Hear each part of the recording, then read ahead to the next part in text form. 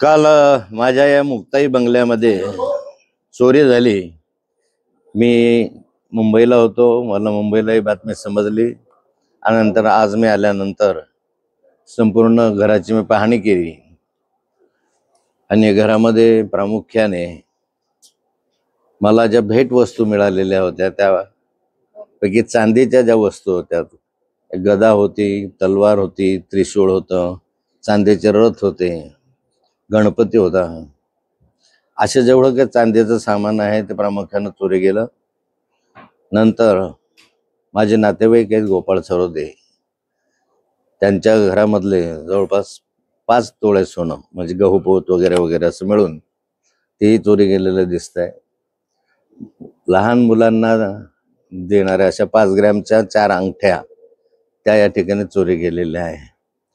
एकंदरीत हे चोरी जात असताना माझ्या असं लक्षात आलं की चोर आले ते साधारण येत असताना 12:37 कालखंडामध्ये ते या ठिकाणी आले, म्हणजे आधी लाईट बंद झाली, 12:37 लाईट बंद झाले। नंतर त्या कालखंडामध्ये चोर इथं आले त्यावेळेसही लाईट बंद होते आणि बंद अवस्थेमध्ये त्यांनी या ठिकाणी ते कुलप वगैरे तोडल्याचं CCTV कॅमेऱ्यामध्ये दिसतंय।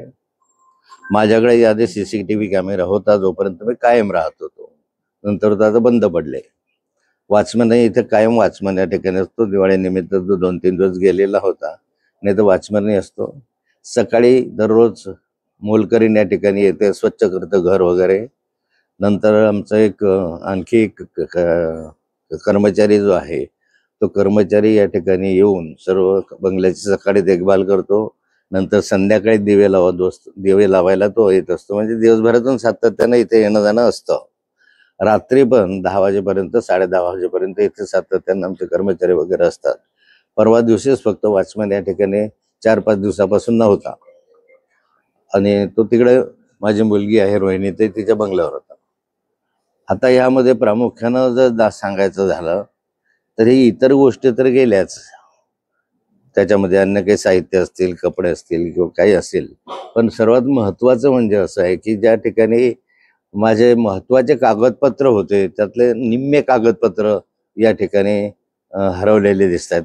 म्हणजे खाली जे कमी महत्त्वाचे कागदपत्र होते ते खालच्या मजल्यावर मी ठेवलेले होते आणि जे अत्यंत महत्त्वाचे कागदपत्र होते ते माझ्या बेडरूममध्ये मी ठेवलेले होते। बेडरूमचे सारे कागदपत्र गहाळ झालेले दिसत आहे।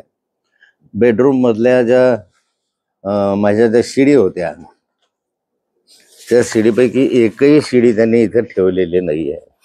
त्या सगळ्या शिडी इथून त्यांनी घेऊन गेलेले आहे आणि काही शिडी ज्या आहेत उरलेल्या आहेत, म्हणजे काही शिडी उरलेल्या आहेत त्या अर्ध्या निम्म्या शिड्या आहेत आणि निम्म्या शिड्या गायब आहेत ह्याच्या माध्यमातून। तर ह्या ज्या निम्म्या शिडी होत्या ह्या एका कोनाड्यामध्ये ठेवलेल्या होत्या, कोपऱ्यामध्ये सुरक्षित। त्या जेवढ्या शिडी आहेत तेवढ्या त्या ठिकाणी राहिलेल्या दिसत आहे। खालच्या मजल्यावर जे कागदपत्र होते ते कमी महत्त्वाचे कागदपत्र जेवढे आहेत तेवढे जसेच्या तसे आहेत।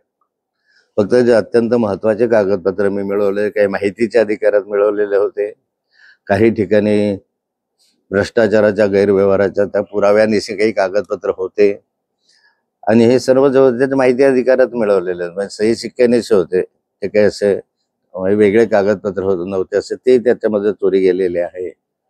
आणि या माध्यमातून जर पाहिलं तर एकंदर घराच्या कुलपाचा तो कडेकोंडा तोडून ते गेलेला आहे। मला असं वाटलं नव्हतं की आपल्या घरामध्ये चोरी होईल, कारण माझा पोलिसांवर विश्वास होता।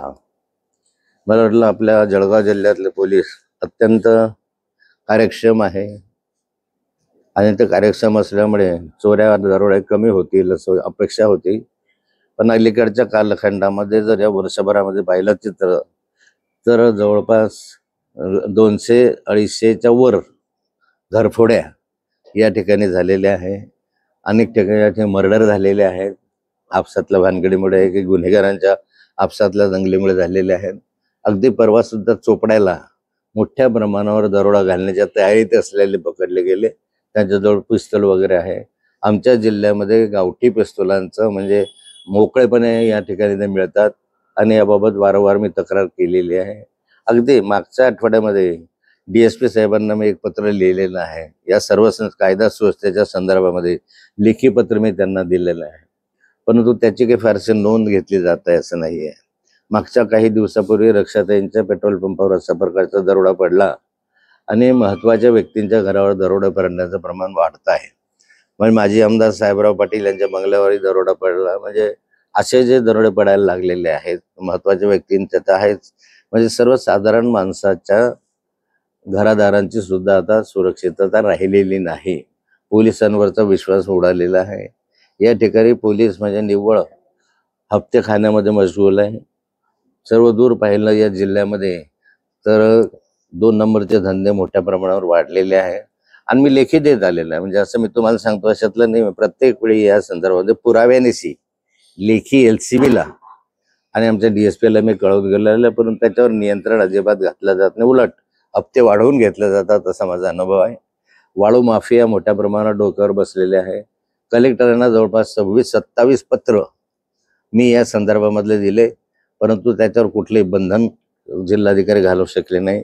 चोऱ्या दरोड्यांच्या संदर्भामध्ये जवळजवळ 15-16 पत्र मागच्या वर्षभरामध्ये SP साहेबांना मी दिलेले आहे की इकडे इकडे असं चालत आहे, तिकडे चालत आहे, परंतु कारवाई शून्य आहे. त्याच्यामध्ये एकंदरीत पोलीस आणि गुन्हेगारांचं एकत्रित संगनमत दिसतं असं चित्र आहे.